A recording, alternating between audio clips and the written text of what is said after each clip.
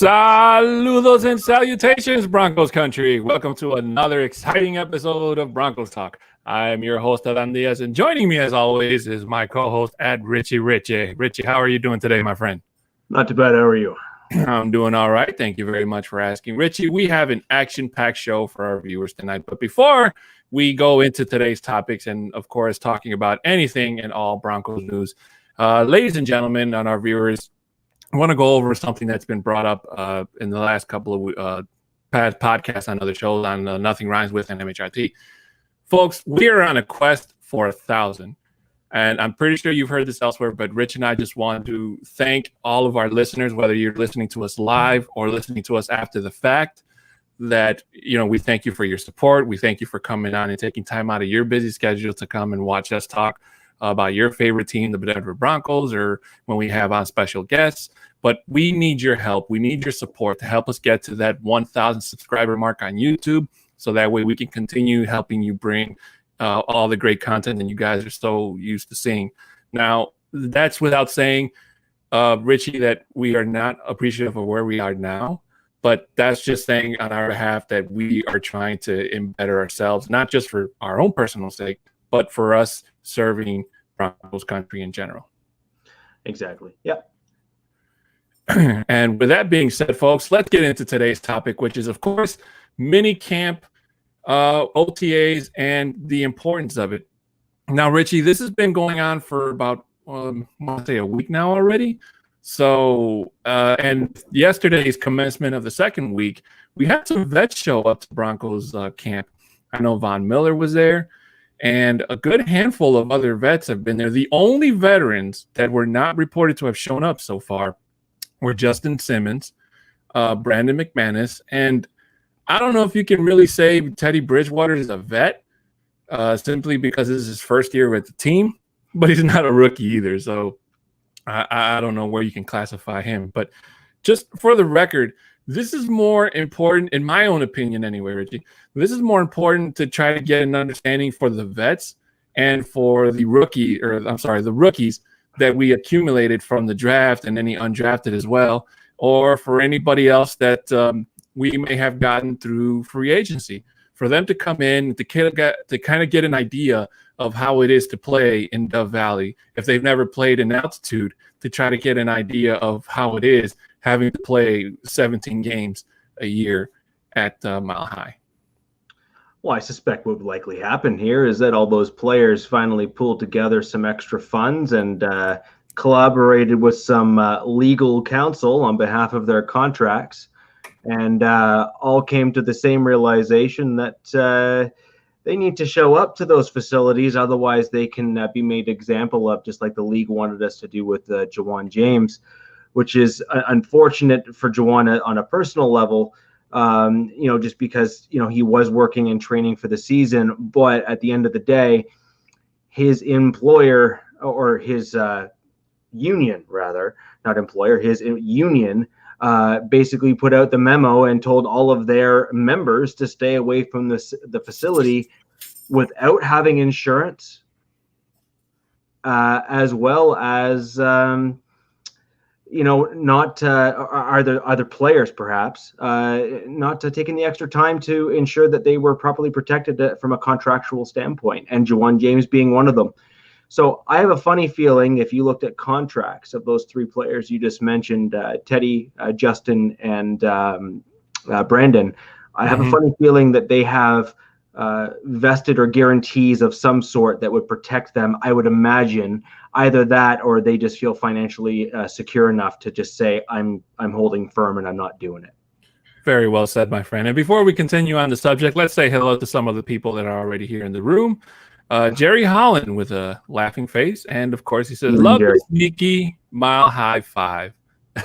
We love it too. And this time, unlike last week, it didn't catch me by surprise. I was actually waiting for it this time. Bob Skinner says, "Hello, Broncos country." Hello, Bob. Thank you for coming and watching this live. Dave Glasman says, "All right, heading to YouTube now." Thank you so much. Appreciate it. And he says he liked and stuff. Thank you guys so much. We really do appreciate it. And Rivera, thank you so much. She says, "Hi guys in Broncos country." Of course, as always, guys, you can follow us at MHRT Podcast on Facebook, YouTube, and Twitter. #Quest for 1,000. So This whole thing with OTAs, Richie, it's kind of like if you're a vet and you don't show up, some people in Broncos country get kind of antsy. They start kind of start seeing it as like a, I don't know, I don't know if stuck up is the right phrase for it, but that's kind of like what it is. Like you're too good to come in and, practice with the rookie. Even if you're not contractually obligated to show up, the fact that if you just do, just to say, hey, look, I'm here to support the team, to me, that goes a long way. And even though these mini camps are not voluntary, for vets to go out of their way and do something like that, to me, speaks volumes. Now, obviously, Von Miller wasn't with the team last week when the mini camps kicked off, but he did show up yesterday and he did show up today. So to me, that's kind of the first stepping stone for, okay, we're starting to kind of get a feeling of what the team could look like come training camp, actual training camp, and then the preseason that follows it. No, I think it's important for your veteran leadership to be there, which is why I think it's incredibly disappointing, actually, that a guy like Justin Simmons isn't there, especially after getting his new contract and everything like that in the offseason, showing that leadership presence in that secondary and whatnot, just for especially as you pointed out, and I completely agree, where fans are getting antsy or frustrated or whatever the case may be.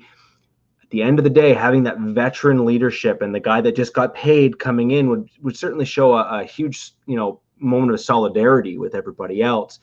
And as a coach and as fans, it was very, very important to kind of have the vested veterans like a Justin Simmons, like a Von Miller, and have them there, if but nothing else, to show them the right way on how to do things. No, and that's actually very true. We did see Courtland Sutton hit the field, and for Broncos fans, it's such a reprieve to see that man get out there and get some snaps. And it feels like it's been forever since that Steelers game when he went down and get hurt. And at the same time, when I was watching that video, I was like, okay, don't run at full speed, or make sure you catch the ball.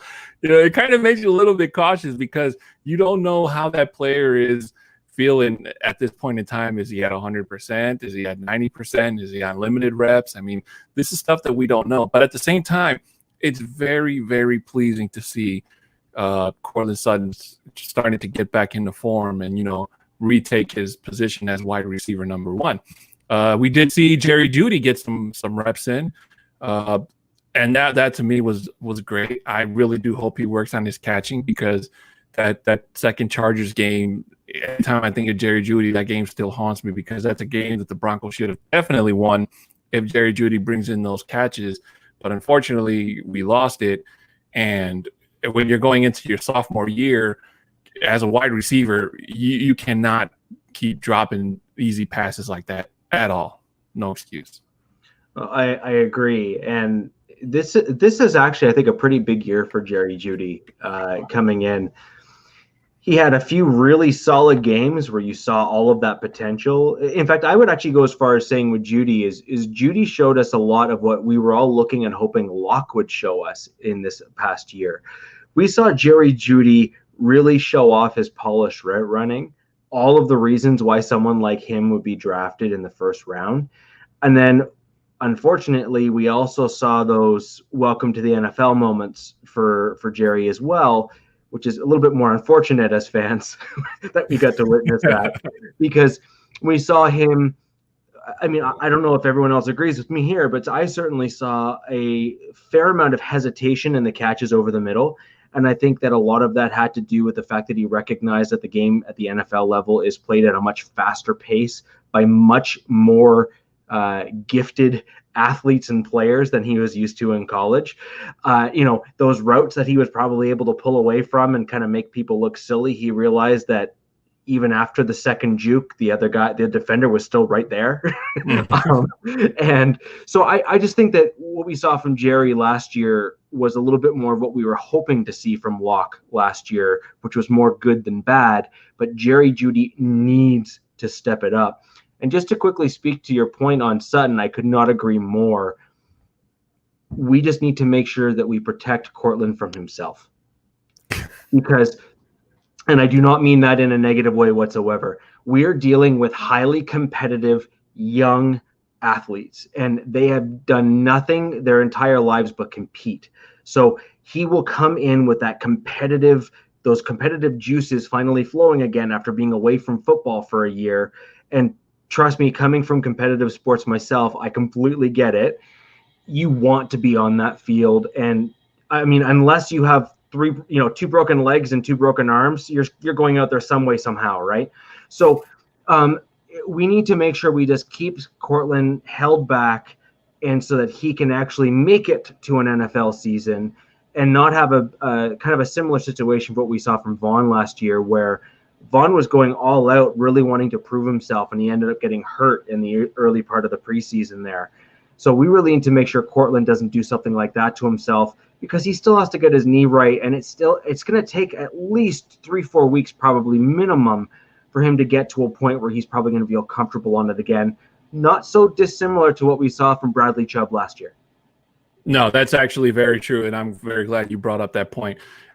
One thing that I want all the players that come into Denver to take in mind, whether they're on the 90-man squad or the 52, 53-man squad by the end of preseason, is to don't overexert yourself. And like you just brought up the point about Von Miller last season, that's completely so much true. And the crazy thing about it is Von Miller wasn't really overexerting himself. You know, his workout regimen last season was just amazing. He bulked up so much. But at the same time, he was pushing his body to a limit that I'm pretty sure he had never been to before. And then when he, on the very last practice before kickoff, you know, he goes down with an injury at the worst possible timing ever. So I do hope that whoever is in charge of strength and conditioning this season, if it's still the same person, I can't remember off the top of my head. It's still the same guy. Okay, still the same guy. I hope he learned his lesson from that season to kind of tell the guys, hey, look, don't overdo it, especially now that we're getting 3 preseason games compared to last season where we had none. That especially with these rookies, to make sure that, hey, you know, unless you're playing for a spot on this team and you know your job's on the possible jobs on the line, that's probably the only instance where I can, you know, kind of go past it. Like, okay, you're going to be second or third string. Okay, we need you to go out there and see what you can do. You know, there's got to be a diamond in the rough somewhere in there. You know, but one point I wanted to bring out, you know, did you see the gut working out with the team doing his reps? I mean, that man is going to be a fantastic addition to this team should he even go out and beat Lloyd Cushenberry out for his job or even play behind him. Either way, I agree. But it kind of just is starting to, when you see the guys working out, and you know there's already been a couple of rookies that I've maybe I can't remember off the top of my head, but I think pretty much all of them have filled out their standard rookie contracts. But I think the one that stands out the most was Patrick Surtain, because Surtain was being floated around as being a possible trade piece to Green Bay should the Broncos decide to go for Aaron Rodgers at the end of the month. And with Patrick Surtain tied down, I don't think that that's a possibility at all. I mean, in terms of using Patrick as a trade piece, but the fact that Drew Lock has been getting these extra reps in without Teddy Bridgewater's presence there, to me, works in his favor. Now, a lot of people in Broncos country they're still, you know, down between the line and between Drew Lock about, you know, we have us Drew Lock supporters, and then there's people who don't, not that they don't like Drew Lock, but they wouldn't be angry if the Broncos did go out and get somebody like Aaron Rodgers to come in and, you know, play for the team.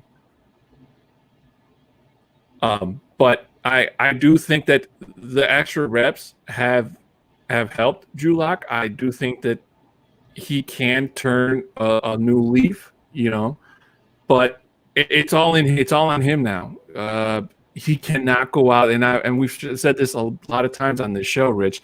He cannot go out there and put up the numbers that he put up last season. He cannot go out there and make the mistakes that he made last season. He's being mentored by one of the greatest quarterbacks in the game, in Peyton Manning.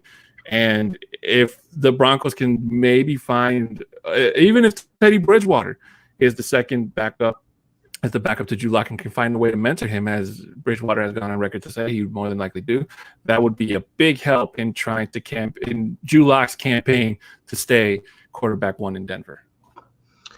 Yeah, well, I mean, there's a lot to unpack there, and kind of what you just went. I just want to kind of go back to the beginning of it a little bit.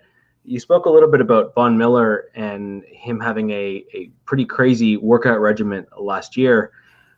One of the concerns that you have with someone like Von Miller doing something like that and putting on so much extra bulk and mass the way he did last year with his workout routine. And unfortunately, we saw quite a number of players have similar injuries or injuries that were kind of adjacent to kind of what Von had, where they bulked up so much because they had nothing else to do with the pandemic that they just worked out. So, and then all of a sudden they came in completely jacked, like completely jacked, and they got hurt. And you know, some bodies can't take that kind of mass. They can't take that extra bulk added onto their body, and it's just unfortunate. And Vaughn actually had a very similar, not a similar injury per se, but a similar outcome when he did that special workout routine several years ago, where he did that, like running up and down sand and you know, hauling boatloads of weight and all that kind of stuff. His body couldn't handle it. He couldn't take it, and he got hurt as a result. I think that's the year he tore his ACL, if I'm not mistaken. Mm-hmm. Now, we had a question there that you pulled up from Bob Skinner, and you were kind of making some comments about, you know, kind of agreeing with me about easing Cortland into the lineup and, you know, having him simmer down in terms of practicing and not going crazy. If we could just pull up Bob's original question there. I have some experience due to some of my friends tearing various soft tissues and whatnot. The knee brace is there specifically to help keep everything aligned. What you often get when you tear soft tissues is you can get shifting within joints and bones and all sorts of things, keeping in mind that your body has just recently healed that. So what you're trying to do is you're trying to rebuild the small muscles that you've then lost as a result of having it immobilized for such a long period of time. And you're forcing your body to rebuild those small muscles up and down and around that soft tissue to help keep all of the joints and your running motion intact so that you don't hurt yourself. So he absolutely needs to keep that brace on. And what you will likely start seeing as we start progressing is he'll go, like, say 2 days on and then maybe a few hours off, and then it'll go right back on again. And then he'll go, you know, kind of in and out. And eventually they'll try to see if they can't get him to a point where he no longer requires it. Yeah, that's actually pretty true. I mean, his recovery time, I'm pretty sure, has put a lot of, I don't know if stress is the right word on Von Miller, but I'm pretty sure it wasn't easy for him to, you know, be sitting at home and watching the Broncos play the way they played, whether it was good or bad. But the fact that, you know, not being able to go out there and do what you love is just it's got to take a toll on you eventually. Mr. Boggins jumping in. He says coaching has constantly been on Portland during OTAs to go at 80%. Right. He's an athlete, though. I mean, you're talking about a true competitor on and off the field. So, I mean, just saying something, a lot of the time, some of these guys actually need to be physically not pulled off the field, but you know what I mean? They need to be basically kept off the field to force breaks and force rest. Mm-hmm. NorCal 91, he jumps in. He says, "What up, guys? NorCal, thank you for jumping into the show." But you can kind of make that the same assumption, though, Rich, when with Philip Lindsay last season, they were trying to kind of ease him back into the game, but it almost seemed like no matter for what injury they were trying to heal him from or keep him from re-agitating, it either he developed a new one or it just didn't fully heal right. And you could see it in his gameplay where, he couldn't get those cuts in that Philip Lindsay was really good at doing, when he would bounce around from the in or outside of the offensive lines. The cuts just weren't there. And then, he would get tackled behind the loss for a loss. So the fact that these guys, these vets that were injured last season, like Cortland Sutton, for example, if he can go at 80%, to me, that's a pretty big win for Sutton. If you can keep him at 80% and, just make sure that, he gets his body back into, that playoff mode. And to kind of give you an idea of what I'm talking about, there was a comment that I heard from Shannon Sharp, who made this last week on Undisputed. He basically said that there are people who he knows that, they work out, but there's a difference between guys who work out at a gym and who are fit, and then there's football fit. There's two different things. They're not the same thing. Just because you see somebody that's fit doesn't mean that automatically means that they can play football.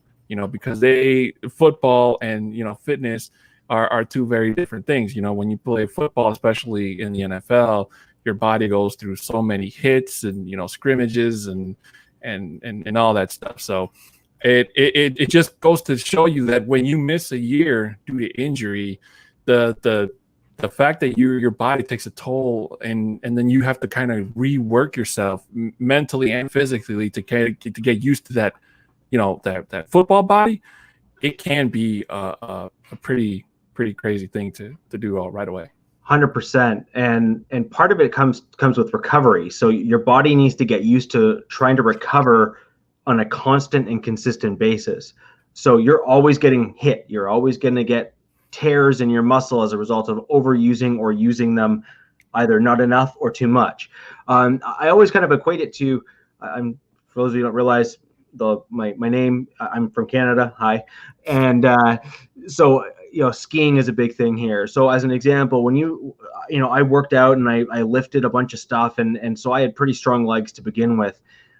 You don't quite realize just how weak your legs actually are until you go skiing on a regular and consistent basis down full-size mountains. So you would know this as well for those of you who live in the Mile High City. It's not named that by accident.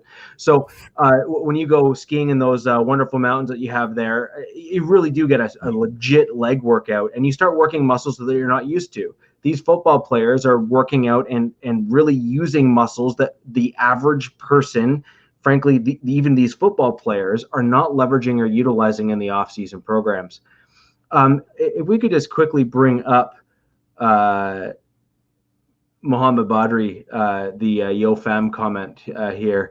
I just wanted to, on behalf of everyone here at Broncos Talk, and I know I've seen some comments on Mile High Roundtable, I just wanted to say congratulations. I saw the tweet earlier.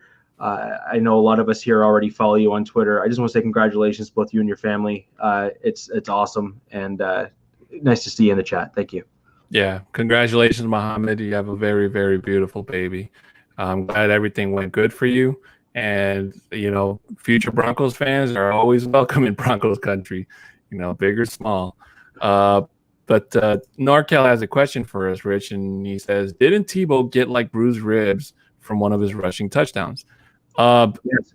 I believe so, and that's pretty much, that should be a concern, because that's Tim Tebow as an athlete at the time, as a quarterback, and now you're going to bring in Tim Tebow, a couple years removed away from the NFL. I don't really count his stint in playing baseball as a form of fitness, really, because it's a different sport than football, and you're going to play him as a tight end, and tight ends, they get hit, man. So I hope whatever routine Tim Tebow has, especially if he makes the Jaguars 53-man roster, that it works out for him, because bruised ribs are never fun. And Mohammed says, thank you so much, Rich and myself. He loves us. He loves the show. Thank you, Mohammed, for taking time to come and watch the show. We really do appreciate it. I do. Thank you. But this whole thing about the tight ends and Oh, is it? I'm sorry. I guess I don't know. Maybe it's my internet, so I'm sorry if my audio sounds off. Uh, but what is it? What is your prediction for? Uh, like, what do you think? Is it a bad thing if the vets come in or not right away? Like, if those three vets don't come in next week for minicamp, Rich, is that so much a bad thing? Well, that's a double-edged sword. So, I mean, on the one hand, you've basically staved off another week or two of injury as a result of them not showing up. So, on the one hand, you're kind of doing a fist pump to say, yes, we're still healthy, right? So that's kind of the one piece. Then on the flip side of that, though, you look at, as an example, you look at the young drafted players that we just brought in, as well as our undrafted players that we just brought in. And as I said earlier in the pod, this is a huge benefit to them to see the right way and how to do things at the NFL level. So you look at Cooper, for example. I think he just had he had some surgery there. He could really learn and benefit a lot from watching guys like Chubb and Von Miller, how they do things, how they go about things. And I actually think that you probably are going to see, was it Muniz? I think is the Mhm. last name. I'm going to totally mispronounce it, and I'm sorry, I can speak French, but I'm not very good at Spanish at all. But when with regards to him, I actually think that he may well have a leg up because he now is getting to watch. I mean, Chubb is by all accounts a top tier edge rusher at the NFL level. He's proven himself year in, year out. So you got a guy like that learning from a guy like that and Von Miller. I mean, that is never a bad thing.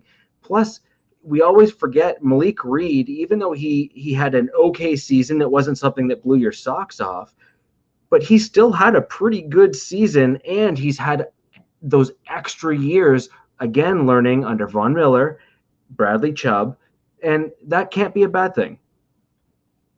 Very much agreed. NorCal says, I personally don't have a problem with Simmons not being there, but I agree. Stearns and Johnson can learn a hell of a lot from Simmons. And this is kind of the point that we're trying to make here. And I'm glad NorCal you chimed in with this. It's not so much like a mandatory thing. Like I'm not upset that they're not out there, but on the other hand, it would be great if, especially Justin Simmons, a guy who you just signed to a multi-year deal, if he would come out there and say, "Hey, look, guys, if you're gonna play behind me, or if you want a spot on this team, to maybe one day be a number one starting safety, especially if they decide to move from Kareem Jackson, midseason, or if he gets hurt or what have you, then this is what you have to do. This is how we do things here in Denver."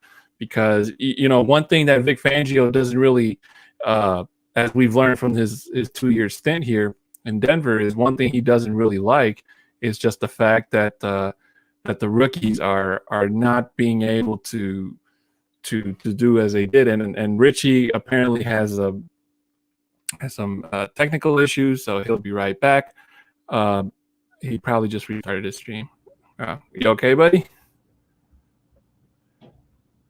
You all right? I don't know if you can hear me, but guys, just all I can say is just kind of relax, take it easy. Don't overreact if you don't see one of your favorite players there.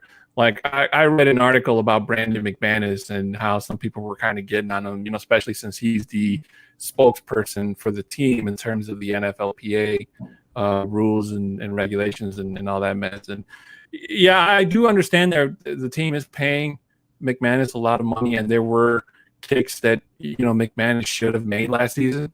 But at the same time, he's not the worst kicker in the league, guys. You have to remember that man did hit what was it, 4 or 5 field goal kicks, and actually damn near beat New England on his own. So without the help from Chulak or that offense that last season, so you just kind of have to take things with a grain of salt, is what I'm saying, Rich. Yeah, I mean, at the end of the day, though, as a leader within the team and a leader within the locker room, I'm sure these younger players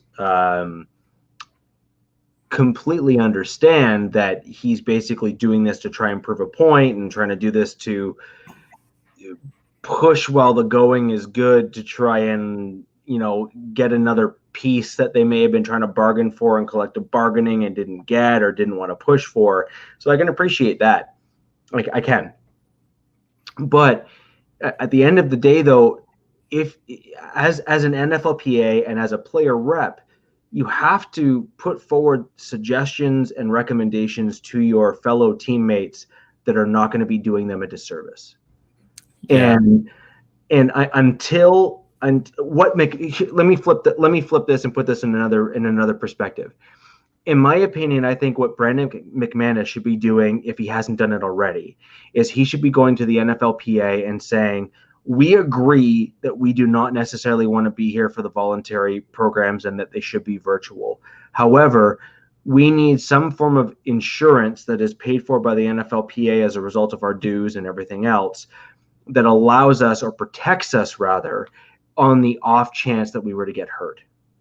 And if the NFLPA can put something like that forward and guarantee that that type of protection is in place for the players, then I think the players would feel very comfortable doing what they were attempting to do this year. And it can be something that the players and the NFLPA can all collectively agree on, bargaining even with each other, because again, it's clear that not everything was well thought through. And that is, in my opinion, what someone like McManus and frankly the rest of his teammates should be pushing for, that he bring forward to the NFLPA. That's right. And the boss Mundungus, he says, I don't understand why the NFLPA is fighting for players to be there, less instead of fighting to change the way practices are conducted and scheduled. And, with the recent injury to Deshaun Hamilton, I understand your point there, boss. I mean, it really sucks that, not only is Deshaun not on the team, but he can't get a job anywhere because he has to spend the next offseason, on injury. So that's going to really hurt his chances of signing on with another team in 2022, because in this league, Richie, you can easily be forgotten if you don't go out there and, make a name for yourself, so to speak. You can easily just fall back and, go to a regular 9-to-5 job and then end up on a segment of, where are they now type of ordeals. But I do wish the best for Deshaun Hamilton. Hope he can get back on his feet next year and land with a team that can use him to his talents. But I think the NFLPA kind of needs to revise their agreement with the players and find a way to better contractually, like you said, offer some type of insurance that, okay, if you don't want to work out or you don't want to do team activities with the team and you go out there and get hurt outside of, team facility or what have you, and it wasn't something that you were doing out of like recreation, like, something dangerous, like, I don't know, mountain biking or ATVing, or, if you were just working out at a gym like Juwan James and you heard that, you get some type of protection, and it's like, okay, well, the team cut me anyway, but, at least I got some money out of it, so I can rehab and, kind of find a way to better yourself. Because now this whole thing with Juwan James, it's more than likely going to end up in a courtroom somewhere. Yeah, the problem is he has no grounds for much of anything, though. Yeah, he's not going to. He has so little grounds for much of anything. And just to speak to Mundungus's comment there, myself here, the one thing that you run into an issue with is as soon as you come into the facilities and as soon as you put yourself within the building, the team can basically leverage whatever elements of your contract and other players' contracts are available to them. And you are basically putting yourself between a rock and a hard place in terms of refusing to do something like that. So really, from a player's perspective, and as a fan, I would never condone this because I want to see players practicing and getting into football shape however and whenever possible. But I appreciate that there's another flip side to this as well. If I was on the player side of things, I would be pushing for maybe a re-and-re 50-50, 60-40, 70-30 kind of insurance split between myself as a player and the NFLPA to then allow me to either opt in or opt out and then not go to those voluntary workouts, but then still be protected and have my salary, guaranteed or whatever the case may be. And that is an important piece, because then someone like Juwan James, who gets hurt like that, then there isn't this big thing in terms of like what happens with the salary. The team can just kind of void it and then go back to Juwan and say, hey, let's renegotiate something if we want to keep you back on the team as a result of that, because no, you're not getting paid $20 million because you have both an insurance payout and your contract. We are going to void that outright, and then we'll bring you back in. And I think this is also an interesting lesson for some of these rookies as well. And we heard actually some of the rookies and stuff that were at the mini camps and whatnot go over, I haven't earned anything. I need to prove myself to the coaches that I can learn, I can listen, I can process the playbook. And so I think you're going to naturally see a lot of these young rookies show up anyway, even though a lot of it is voluntary, because they have a lot to prove. And back to your point on Deshaun Hamilton, one injury away or a handful of missed meetings away from being an afterthought, in most people's minds, right? And I also, just to go back on Deshaun Hamilton, he had a few really solid moments in the 2019 season between him and Drew Lock. So Deshaun Hamilton actually had a relatively disappointing season, much like Drew did for us as fans, because we were really hoping to see kind of, again, that next step up. And Deshaun Hamilton, unfortunately, really struggled, particularly at the beginning portion of the season. He did get better, actually, as the season went on, as did Drew Lock. But unfortunately, that early part of the season, he didn't have many of the same excuses necessarily that Drew had, and he really did struggle. Very well said, my friend. Before we move on to the next question, I just want to give a shout out to good friend Wannabes. Thank you so much for coming on and watching the show. And also thank you for coming and watching me when I live stream playing Madden and keeping me company talking football, because sometimes I could use the distraction when I'm struggling playing that game. But Fallen Angels has a question for us, Rich, and he asks, can you guys say why we didn't sign right tackle Dennis Kelly? And this is something that I've actually been thinking about, Rich, especially with the fact that the Broncos let go of Ryan Pope, the third, I believe, right tackle that they had initially signed before, if I'm not mistaken, before they signed Bobby Massey and the other right tackle. Yeah, Fleming. Thank you. Cameron Fleming. Yeah. So I don't know why, to be honest with you, Fallen. If I had to guess, though, I would probably say it was something that the coaches, most likely Munchak and maybe Fangio, kind of saw in Dennis Kelly that they didn't like. Maybe he didn't fit the scheme right. Maybe he wanted too much money. I mean, I honestly don't know. Or maybe they thought that they can get better with three right tackles than if they kind of put all their eggs in a basket in a guy like Dennis Kelly. I'm not saying Dennis Kelly is bad, but I'm just saying maybe that's just what their line of thinking was probably. That's the one thing I struggle to follow and understand as well. Dennis Kelly, to me, was the obvious choice, having played an entirety of a season. We played against him at the right tackle position. I thought he did fairly well, maybe not amazing, but he certainly, there was a heck of a lot of running yards behind him with Derrick Henry out of Tennessee. So it's not like he did that poorly overall. And the one thing that and is your friend here? Because I'm about to say something that could be perceived as negative towards the Bears. No? Okay. So my concern is that Massey has been hurt a fair amount, much like Juwan James has. And he's been on and off injuries and whatnot, and not so dissimilarly from Juwan James. So my only concern with signing Massey is, are we going to see another Juwan James, 2.0, so to speak? And I hate to use words like that, but are we just going to see a repeat of what we already saw, where we had an oft injured right tackle continue to prove that they are in fact injury prone and cannot stay healthy and on the field? Cam Fleming is an interesting one, because he's actually largely swing tackle, or that has been a swing tackle in the past. And he's been pretty healthy almost his entire career, if I'm not mistaken, when I looked it up last. So I'd be very interesting to see, if we might want to stick with Cam Fleming at the right tackle spot, and maybe even see between him and Calvin Anderson and have them kind of compete for that job. Try to land on someone early so that our offensive line can start building that chemistry that is, in my opinion, absolutely critical for them to succeed. Yeah, the only thing I can say to you about Bobby Massey from because I live in Chicago, so the Bears games are always on regular channels here. So when I do I usually switch, back and forth between that one and when the Broncos are playing.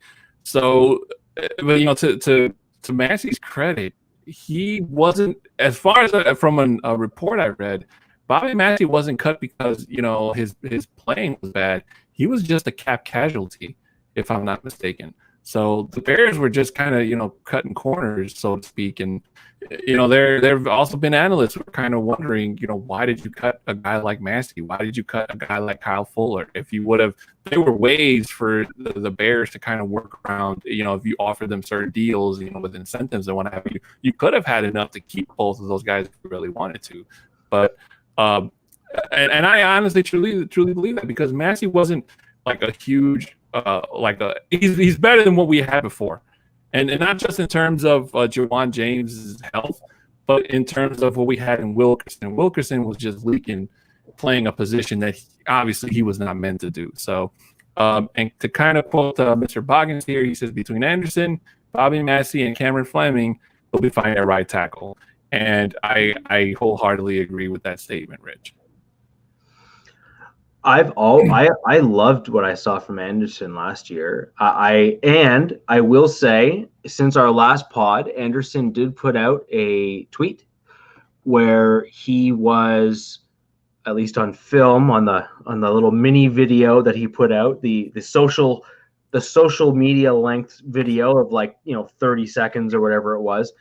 Mm-hmm. He was kind of pulling a Quinn Miners there of kind of practicing against air, but he was practicing at the right tackle position in terms of what he was doing, hand placement, footwork, et cetera. So that is actually really encouraging to me, because what I saw from Calvin Anderson on the left-hand side of the line was, as far as a team could go, you couldn't ask for anything better than a backup or a fill-in. I mean, heck, if he could still play at that level, he'd be better than some teams' starting left tackles based on how he played in the one game he did where he filled in for Garrett Bowles. And if he can continue that over on the right-hand side, he could really be an answer for us if he can prove and kind of continue to take those next steps forward. I'm super excited personally for Calvin Anderson.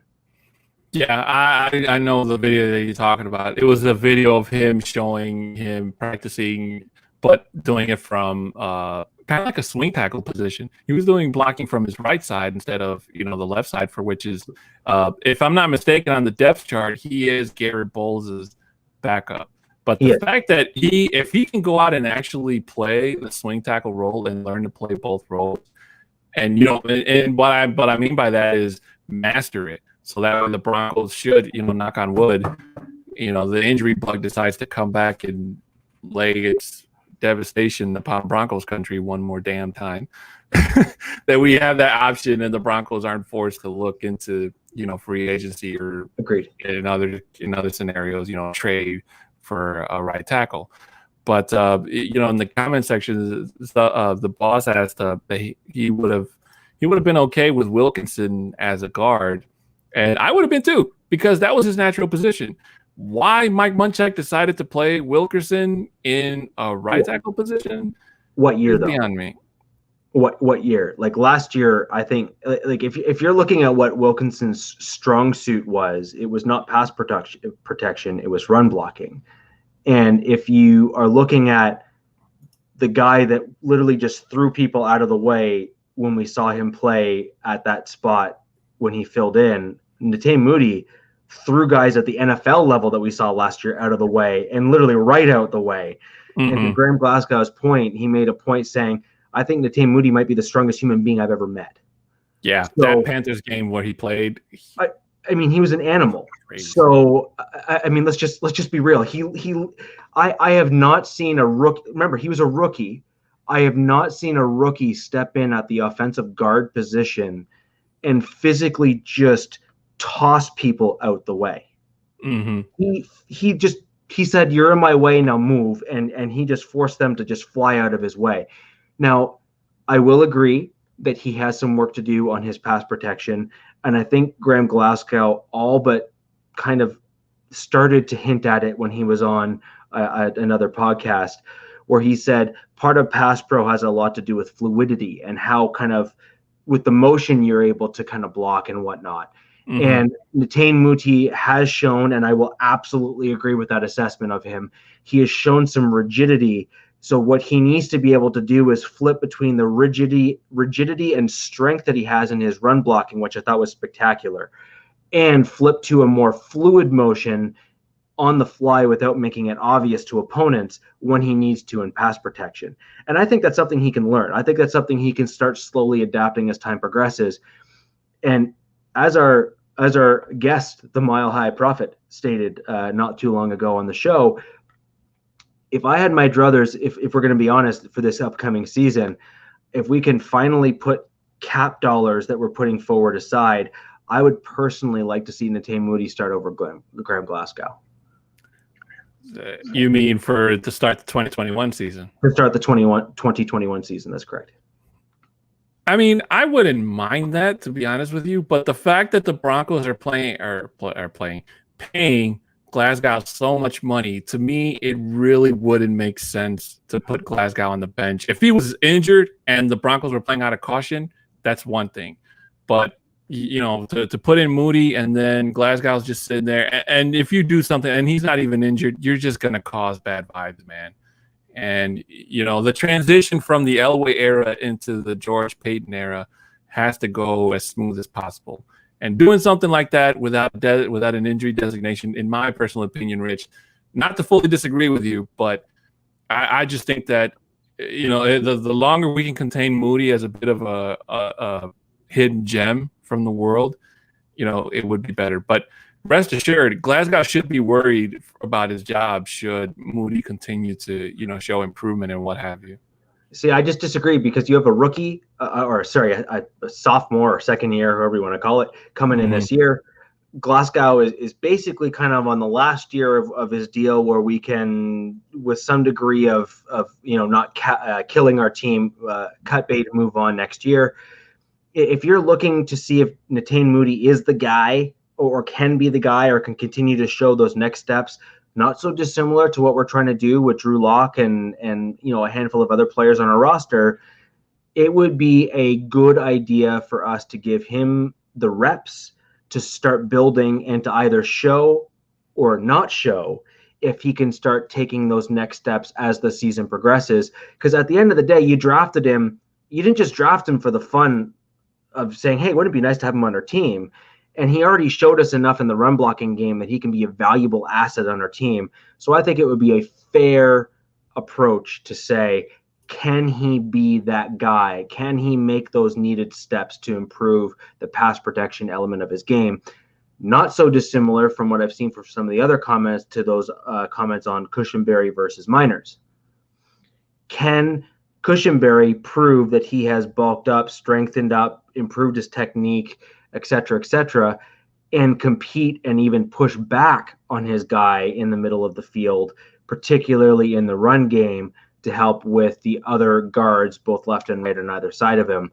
Because that's really what's going to come down to, I think, in the run game is, can Cushenberry not only hold his own, but then also push his guy back or out of the way, whichever way he needs to go? Because I think Quinn can. and I think we've seen that in his video and in even his game film when you saw it. Now, albeit he was not going up against the same level of talent either at the NFL or the top tier colleges out there, but I still think that he showed that he can compete against some of the best prospects, like we saw at the Senior Bowl. Yeah, that was the comment I was just about to say. At the Senior Bowl, Miners was one of the only offensive linemen who, if I read the article correctly, went toe-to-toe with some of the best players from other divisions, and he stood his ground. So that, to me, was probably the selling point for George Payton when it came to drafting him in the second round, was it? Third. Thank you.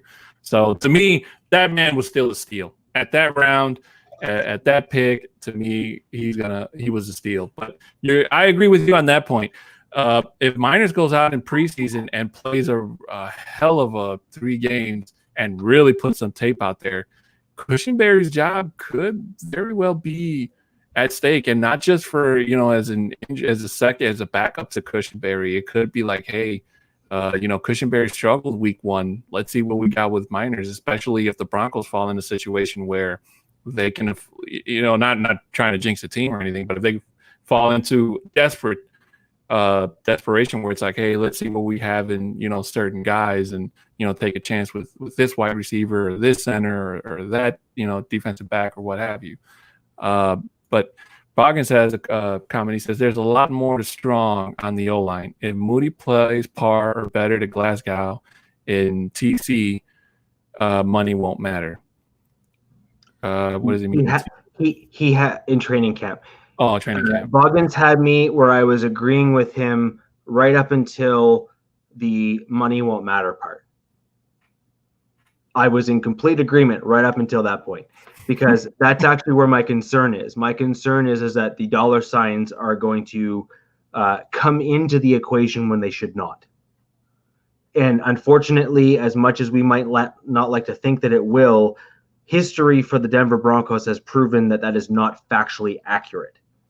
So we need to be very, very, I don't need to say skeptical, but we have seen it before. So it is not a stretch of anyone's imagination to assume that it could very well and will likely happen again.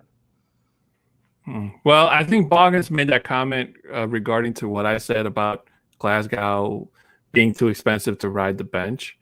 And I mean, Boggins, he could be right. He could have a point. If Moody does go out there and plays par or better to Glasgow, and Mike Munchak says, hey, Glasgow, you're out, Moody's in, then that's what it is, and it could be an expensive bench ride. But hey, if it makes the team stronger, and it improves the run game, and it gives Drew Lock time to throw in the pocket, hey, I'm all for it. So be it, even if it's expensive, But that's another thing that while we were talking about Drew Lock in itself, is kind of like that. Being able to trust his line to stay in the pocket and not being forced to, scrimmage to the left or scrimmage to the right before seeing what kind of protection you have. If the protection is there, you gotta take advantage of it as much as you can. Or if you see a hole where you can run in between, both lines, and run for some scrimmage, or dare I say, throw on the run, which hasn't really worked out for Drew Lock, but. My comments were more along the lines of on the other side of this, which is, will Muti even get an opportunity to prove himself with the ones? So as an example, will Fangio and Munchak and Shermer, I guess at this point, I shudder the fact that he's still our OC, but it is what it is. So will Muti even get an opportunity to prove himself, or Miners for that matter, right? Will Miners even get an opportunity to prove himself with the ones specifically, or is the ones and the reps with the ones going to simply be gifted to? I hate to use that word, but you know what I mean? Like, is it just going to be basically assumed that Glasgow and Cushionberry are going to be with the ones right out the top?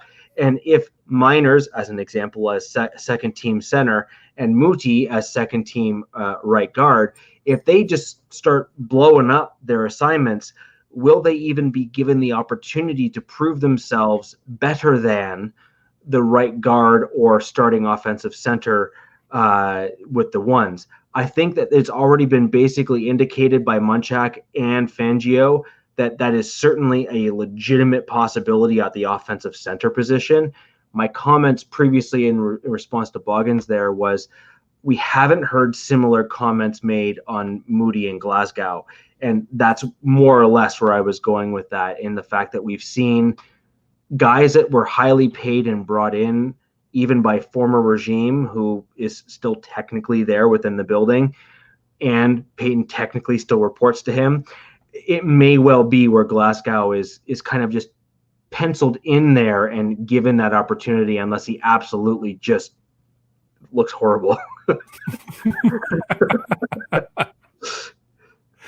But just as we get towards the end of the show, Rich, just to kind of wrap up, well, actually, let's go to this comment, which actually is kind of weird that he read my mind. Peyton bringing in his own people.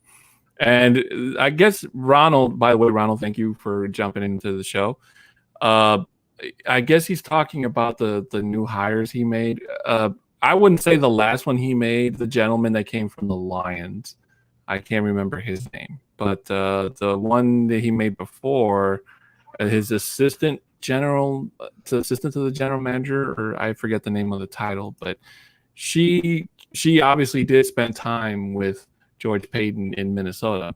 But this is something that you shouldn't be surprised at, Ronald, or anybody in reality, because that's just how it is in the NFL, and not just in the NFL, but at work in general. When a new company takes in, or it's a new regime or whatever, they're gonna bring in their own people who they know, like, I worked with such and such person before, and I know that they're gonna do good work here as they did good work over there. So as we go on, all the people that John Elway brought, from coaches to players to, executive personnel or what have you, it's going to start changing, slowly. And we're going to start seeing just, obviously just get ready for the Peyton era as it starts ushering in. I agree. And I think what's awesome about this is, I want to say, is it Kelly? Yeah, Kelly Klein, I believe her name. Yeah, Kelly Klein. Yeah, thank you, Anna. Yeah, Kelly Klein. Thank you. I think what's awesome about this is that this speaks volume to Kelly's work ethic, skill set, and talent, because George Payton came here, and out of other options that he could have reached out to in the league, he went to Kelly. And I think that I have moved positions several times, and I have admittedly been that guy who reached back out to my former workplace and handpicked those who were the best that I worked with in more junior roles to me, and brought them over to where I am. Why? Because I wanted really good people working for me and working in the organization that I moved to. And this, to me, screams of something like that. Is George Payton needed a trusted set of eyes who was capable and skilled. And what is amazing about Kelly is that she has proven herself, so much so that she was the person that George Payton thought of when it came to trying to fill kind of that number 2 position behind himself in Denver. And I think that is awesome. I think that is absolutely awesome. And it's something I really, really do like to see. No, I totally agree. And, it is kind of, when I thought about it, it didn't really dawn on me that it's like, okay, this is, Elway's, he's gone in terms of the GM role. So this is just more stuff that you're going to have to get used to, stuff that's going to change on the field, stuff that's going to change behind the scenes. It's just basically the George Payton show, guys. And if you've ever seen whatever it is that they did in Minnesota, then this should be no different to you. But if it's Broncos country like you and I, Rich, this is going to be a whole new experience all in total. As I understand it, this would effectively be similar-ish to Matt Russell, I think is the gentleman's name, who's now no longer with the organization, who retired. Mm-hmm. This would be very similar to Matt Russell and John Elway. So you had John Elway, who was kind of overseeing the draft as the GM role and whatnot, and then he leaned on Matt Russell for kind of the other stuff, as well as kind of that trusted eyes and ears in that particular position. And I believe Kelly will be filling that role for George Payton. And again, I just think it speaks volumes for a whole host of different things, which, as Broncos fan, I'm incredibly proud of the organization for. I don't even see it as something that's necessarily, I know it's a historical hire because of the circumstances and whatnot, but I just think it just speaks to Kelly as a person. I don't like to look at things in kind of the other light. I think it just speaks volumes for Kelly. I totally agree. And there's a lot of things changing at Mile High, folks. And it's not just because George Payton is the new GM. It's just kind of like because John Elway's gone, and there were a lot of people that came on board because of John Elway. And, and I mean by gone, I mean the fact that he's no longer GM. Yes, John Elway still has a role in office personnel, but my guess is after the 2021 season, once his contract is up, I don't see John Elway part of the Broncos executive staff anymore. I think he just, hangs it up and leaves for good. But so far, to kind of go with what Ronald says, I like what Peyton's doing, and I wholeheartedly agree.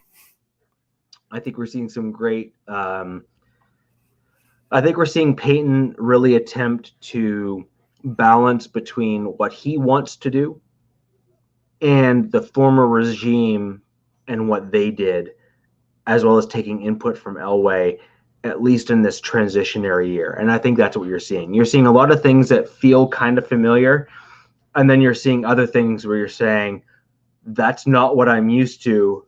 But as a football fan and as a fan of the Denver Broncos, you're saying, but I kind of like that move. and I think a lot of those that you're saying, oh, that was really good, or I really like that, I think those are a lot of Peyton's decisions or exclusively Peyton's decisions without external influence. So I think as Broncos fans, we should be extremely happy with the direction we're now moving in. No, I wholeheartedly agree. And unfortunately, Rich, we're running out of time, so that's going to have to do it for today's show. Guys, thank you so much for watching. Before we go off the air today, though, Rich and I would like to go over a couple of things with you before we say goodbye. Thank you to everyone that joined us today, from Mr. Boggins to Ronald Samples, Ann Rivera, the boss, Mundungus, Dion Roman, NorCal, Glenn Hauser, thank you so much for stopping by. Buana Beast, thank you as always. Mohammed Badri, congratulations on the baby once again. And anybody who I may have missed, Bob Skinner, Dave Glosman, thank you guys so much for joining. I apologize if we missed anybody. Before I turn it over to Rich, though, guys, make sure you follow the podcast on Facebook, YouTube, and Twitter at MHRT Podcast. And we are on a quest for 1,000 subscribers. We are trying, and we need your help, guys. So please make sure you tell your friends, promote the show, hit that subscribe button, be a Denver, whether you're Denver Broncos for life or you're just coming on the Broncos bandwagon. Hey, hello, good to see you. Rich, take it away.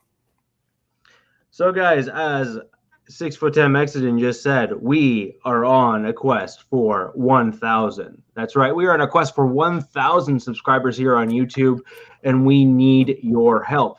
If you can please share and get as many people that you know, friends, family, nieces, nephews, we don't discriminate here, to join and follow and subscribe to the Mile High Roundtable podcast, we would greatly appreciate it. We're trying to reach as many Broncos fans as we possibly can, and we want to make sure that we get as much participation in all of our podcasts as we possibly can. For those of you who follow the Nothing Rhymes with the Orange and Blue podcast, we wanted to make our mission to hear over the PA at the newly named Empower Stadium at Mile High. We want to hear the Mile High 5 announced over the PA. So if you could all join us in a Mile High 5. 1, 2, 3. Thank you very much. I appreciate that, and I hope I actually heard some Mile High 5s in the audience there, so thank you very much. And as 6'10" Mexican just stated there, you can follow us on all social media platforms at MHRT Podcast. That's at MHRT Podcast. You can follow a 6'10" Mexican on Twitter at a 6'10" Mexican. You can follow myself, Richie Rich A, at Richie Rich A on Twitter. Anticlimactic, I know. And I also wanted to just let you guys know we have yet another fan segment coming up next week on the 25th of May for Broncos Talk. It is a special one, guys. And this is one that I really want as much participation in as possible, because we are bringing in Captain Jack Levy, a super fan of the Raiders. And it's incredibly important that we have a strong Denver Broncos presence in the room because Captain Jack has a following of his own who I know will be in the chat here chirping at us. So we need you to help counter that Raiders presence that is in the room. We need more Broncos fans here, guys. And I'd also like to remind everyone that we have other podcasts that we air live. The next up is on Thursday. We have our namesake podcast, the Mile High Roundtable, at 7 p.m. Eastern, 6 p.m. Central, 5 p.m. Mountain. And on Sunday, we have the Nothing Rhymes with Orange and Blue, featuring Isaiah and Broncos Viking Johnny at 6 Eastern, 5 Central, 5 Mountain. I'm Richie Richey, and this is my co-host, a 6'10" Mexican. Until next Tuesday, thank you very much. See you soon. Go Broncos. And before we sign off, though, I did forget to address our audio listeners. Thank you guys so much for listening to us after the fact. We do appreciate you. If you're listening to us on Anchor, please make sure if you want to support the show, we do really appreciate it on Amazon, Google, or Apple, wherever it is. Make sure you give us a good review and a thumbs up. Tell your friends. And with that being said, I'm Alan Diaz for Richie Richie. This has been Broncos Talk.